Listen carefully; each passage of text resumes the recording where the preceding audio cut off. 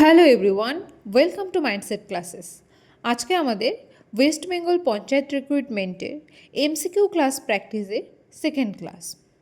চলো আজকে আমরা আমাদের ক্লাসটা স্টার্ট করি।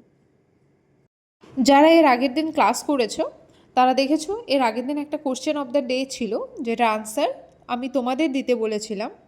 আজকে সেই কোশ্চেনটি আমি ডিসকাস করব। সিন্ধু সভ্যতা কোন যুগের সভ্যতা? দেখো এখানে চারটি অপশন দেওয়া রয়েছে।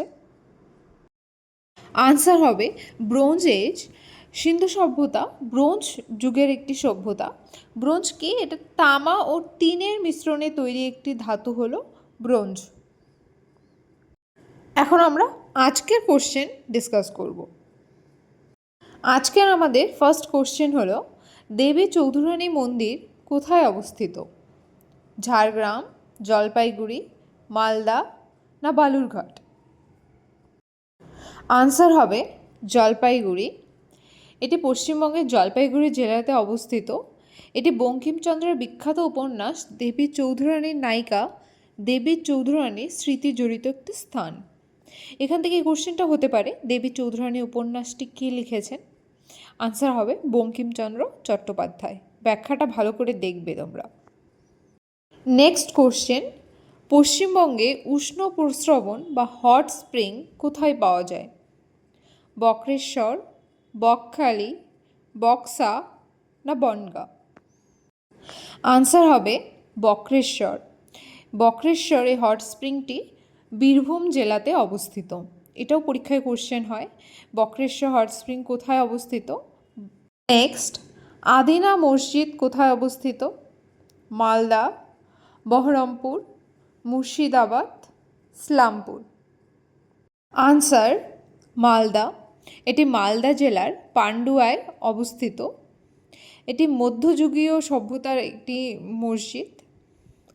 এটি তৈরি করেছিলেন সিকান্দার শাহ। বিখ্যাত বানেশ্বর শিব মন্দির কোথায় অবস্থিত?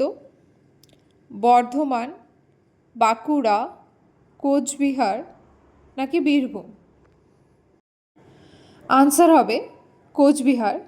বানেশ্বর শিব মন্দিরটি এর প্রাচীনত্ব এবং পুকুর সংলগ্ন এলাকায় কচ্ছপের জন্য এটি সুপরিচিত। নিম্নলিখিত কোন স্থানটির নাম কোচবিহার রাজবংশ ও ভুটান রাজবংশের সংঘর্ষের কাহিনীর সঙ্গে যুক্ত? রাজা ভাতখাওয়া, চিলাপাতা, বক্সা না হাসিমারা? আনসার রাজা ভাতখাওয়া। এটি বর্তমানে আলিপুরদুয়ার ডিস্ট্রিক্টে অবস্থিত। এটি বর্তমানে বক্সা টাইগার রিজার্ভে প্রবেশদ্বার হিসাবে পরিচিত। নেক্সট, মুর্শিদাবাদের কোন ঐতিহাসিক স্থাপনাটি বড় কুঠি নামে পরিচিত?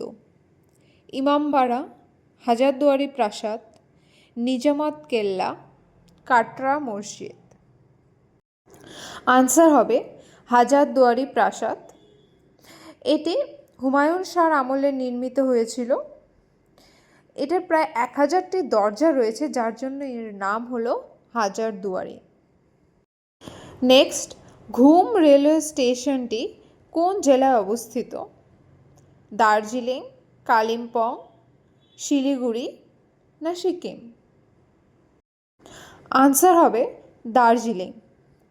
এটি ভারতের উচ্চতম রেলওয়ে স্টেশন, যার উচ্চতা কত?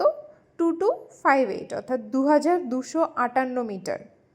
এটি দার্জিলিং জেলাতে অবস্থিত। বাংলার গ্র্যান্ড ক্যানিয়ন কোথায় অবস্থিত? দেখো এখানে কোশ্চেন নাম্বারটা ভুল দেওয়া আছে, যেটা তোমরা ইগনোর করবে। তোমরা কোশ্চেনটা দেখো।